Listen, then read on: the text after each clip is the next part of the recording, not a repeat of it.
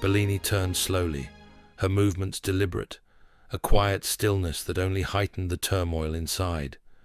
When she faced him, her gaze was sharp and icy, like a blade drawn across a defiant world's skin.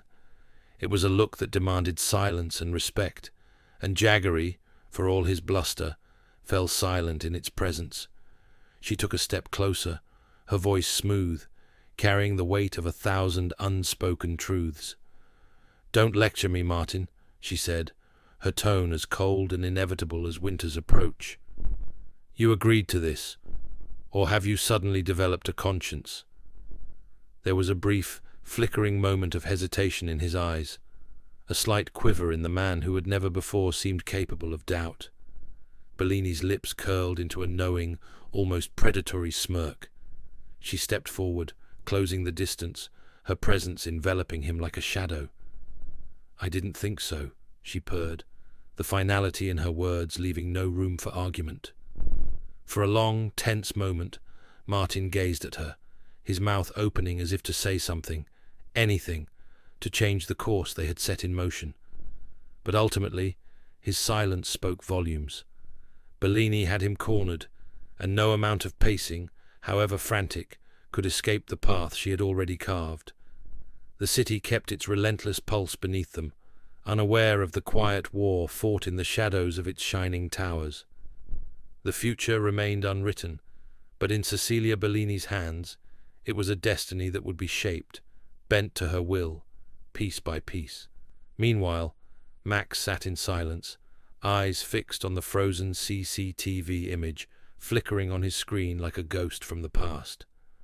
The grainy picture of a man, Jaggery, stood at its center, his expression unreadable. To anyone else, it would have been a simple snapshot, a moment captured in time and left to decay in digital limbo. But to Max, it was a haunting echo, a reminder of the life he had once lived and the things he'd buried deep within himself. His former life in the covert world of the Italian Secret Service, whispered at the edges of his thoughts, creeping through the cracks of his present like an old wound reopening.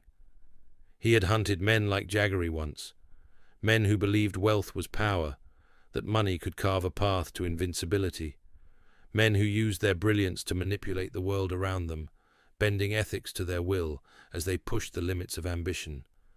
Max had been the one sent to stop them, to snuff out their dangerous pursuits before they could tear apart the fabric of society.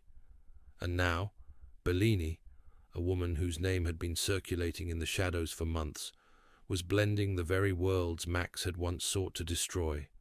The technology moguls, the corrupt scientists, the untouchable billionaires.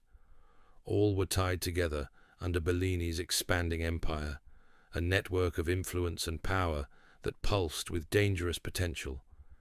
His fingers hovered over the keyboard, and with a deliberate motion, he opened a new window. His eyes narrowed as he accessed an old secret network, an off-the-books intelligence archive belonging to Orpheus, the clandestine wing of the service. The files there were forgotten by most, buried beneath layers of bureaucracy and red tape. But Max knew how to navigate the labyrinth. He had been inside this world before. The files opened before him like a tomb being unearthed, and he felt his pulse race as he sifted through them. His instincts were razor-sharp, honed by years of working in the shadows.